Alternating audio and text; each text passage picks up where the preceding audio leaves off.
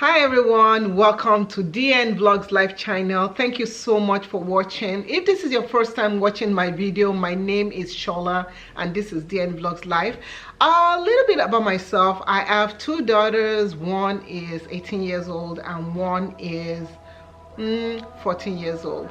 So a couple of I think a couple of videos ago I did a video where I was talking about my favorites, and I would just want to explain it to you. I think people misunderstood. If you're a parent of more than one kid, you know my struggle. My struggle is to give equal opportunity of myself to my kids. Sorry, it's not funny. Where is it? It's not funny. It's not funny. So like equal opportunity to myself, of my kids to myself, so that one child doesn't feel like, oh, you're always hanging out with my sister, you don't hang out with me. And I think I do that, right? Not really. What do you mean not really? I don't think you do that. So I think, yeah, I think people misunderstood. So the thing is this: as a parent, you don't want to choose favorite. You don't want to have favorite kids.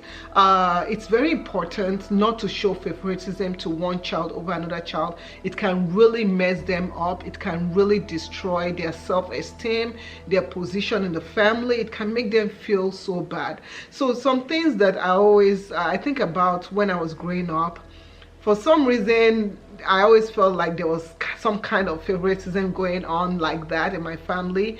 But as I got older, I understood that there wasn't. But in some cases, kids will always feel, especially when they're in trouble, maybe you like one more than the other.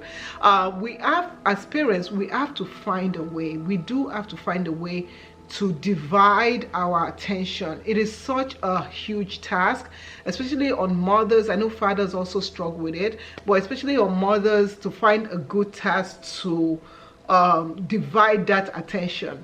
Okay, let's just stop. Let me just stop right there. You guys, the elephant in the room, you guys are wondering about my hair. This is not a sponsored video, but the way this hair is shocking me, it's so beautiful. I just have to tell you all about it. If you guys, and it's so affordable, if you guys want to know where to get it, I'll drop the link in the comment area. It's on my Amazon shop. I do have an Amazon shop where I go live.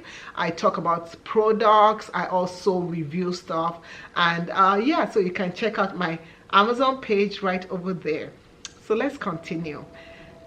Parents, let us be truthful. We all have those days when in some scenario one child does something much more better than the other child. We're human beings. And I always have to tell my daughters that, you know what? I'm a human being. As you are going through the 18th year of your life, I've never had a child 18 years, so everything is new to me.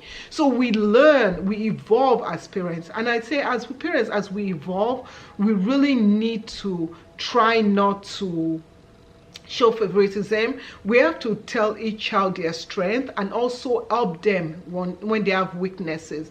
We have to understand that there are times that our kids are struggling. That's why you have to be a proactive parent. If you're not a proactive parent, you are in trouble, because when your child is going through stages in their life, when they're going through situations in their life, if you're not a proactive parent, then you will struggle with realizing when that happened. You can even be a proactive parent. You can be a parent that is on them all day long. You will still fail. As a parent, you will still fail. I failed as a parent in some instances, and my kids always put me on the check, like, Mom, we don't like this and stuff, and I self-check myself.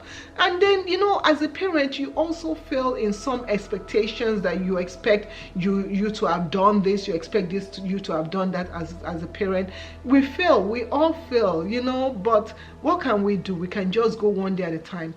The issue of favoritism between a child and the other child is something that constantly, every day, I try, and if I encourage one child, I try and go to the other child and find ways to encourage. It's a battle in my head, guys. It's a battle in my head, but it makes me a better parent. It makes me have young ladies, children that are stable.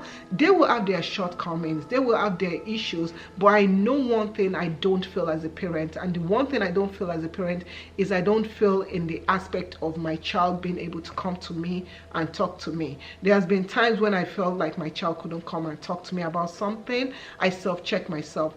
In all this being said, we just have to realize that Everything is under God's control. Everything that we do is not dependent on us.